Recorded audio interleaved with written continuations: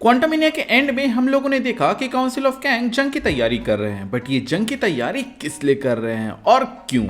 And ये चीज important इसलिए रखता है क्योंकि इसी से हमें सॉर्ट ऑफ पता चलेगा कि कौन लीड करने वाला है एवेंजर्स को। आयरन मैन एंड कैप्टन के जाने के बाद से सबकी नजरें डॉक्टर स्ट्रेंज एंड थॉर पे होगी, बट मुझे नहीं लगता कि ऐसा होगा क्योंकि इन दोनों की मूवीज के परफॉर्मेंस के बाद से फैंस बढ़ चुके हैं। And the only super hero जिसकी फेज 4 की मूवी फैंस को मोर देन सेटिस्फाइड लगी थी वो थी स्पाइडरमैन की। तो सबसे सेंसिबल डिसीजन यही होगा कि स्पाइडरमैन या स्पाइडरमैन लीड में रखे जाएं। प्लस स्पाइडरमैन नो वे होम ही वो पहली मूवी थी जिसमें हमें कुछ ऐसा दिखाया गया जिसके दम पर हम ये कह सकते हैं कि ये मल्टीवर्सल सागा चल रहा है।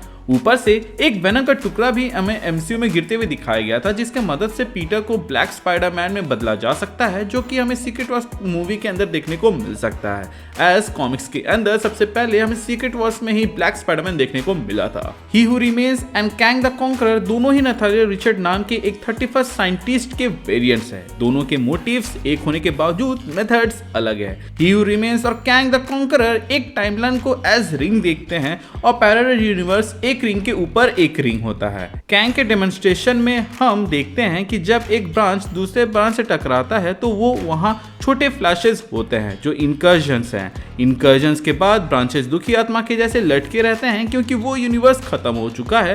कैंग द कॉन्करर और ही हू रिमेन्स ब्रांच टाइमलाइन को प्रिवेंट करना चाहते थे क्योंकि ब्रांचेस अगर एक दूसरे से टकरा गए तो इनकर्जन्स होते हैं जहां एक या फिर दोनों ही यूनिवर्सेस खत्म हो जाते हैं। इससे मल्टीवर्स में स्टेबिलिटी बिगड़ता है। लेकिन ही हू रिमेन्स जब ये प्रिवेंट करने जाता है तो वो टीवीए बनाता है जहां वो नेक्सस बीइंग को वॉइड में भेजकर उस ब्रांच टाइमलाइन को होने से रोक देता है, प्लस उस टाइमलाइन को रीसेट कर देता है। वहीं हम बात करें कैंग द कॉन्करर की तो वो एक पूरे यूनिवर्स को डिस्ट्रॉय कर देता है। कैंग को लगता है कि इन लोगों को मार के वो बाकी यूनिवर्स या फिर के अपने यूनिवर्स को बचा रहा है इनकर्जन्स जैसे भयानक एंड से। ये मेथड हाईली अनएथिकल है और शायद तक इसीलिए काउंसिल ऑफ कैंग्स ने कैंग द कॉन्करर को क्वांटम रेल में एग्जाइल कर दिया। कैंग को लगता है कि उसके बाकी वेरिएंट्स काफी वीक हैं जो राइट टाइम पे राइट एक्शन नहीं ले पा रहे हैं, इसीलिए मल्टीवर्स टूट रहा है और अगर इसे नहीं रोका गया तो एंड में सब खत्म हो जाएगा। और ऐसा ही कुछ हमें कैंग डायनेस्टी में देखने को मिलेगा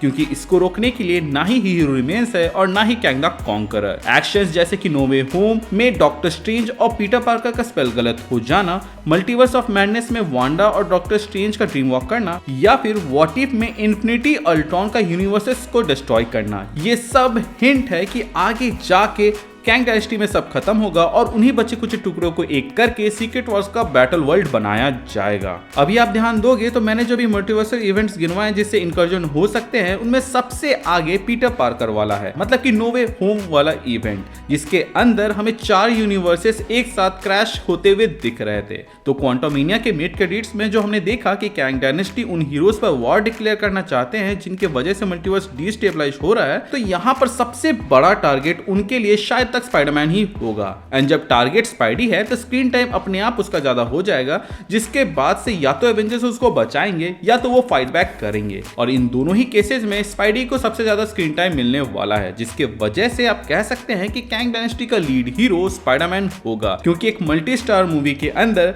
लीड हीरो कौन है हम ये उसके स्क्रीन टाइम पर बता पाते हैं। जैसे कि अगर आप लोगों ने एंड गेम देखा है तो उसके अंदर कैप्टन यहाँ पे भले ही आर्मी को लीड कर रहा था और एवेंजर्स को लीड कर रहा था, उसके बावजूद एंड गेम का लीड हीरो टोनी स्टार्क एके आयरन मैन है क्योंकि उसको उस मूवी के अंदर स्क्रीन टाइम ज्यादा दिया गया था। सो आई होप अब आप समझ गए होंगे कि काउंसिल ऑफ कैंग किसके ऊपर और किसके अगेंस्ट फाइट करने वाले हैं और कैंग डायनेस्टी के अंदर लीड हीरो कौन होगा और वो कहानी किसके अराउंड रिवॉल्व करेगी और उसमें क्या होगा।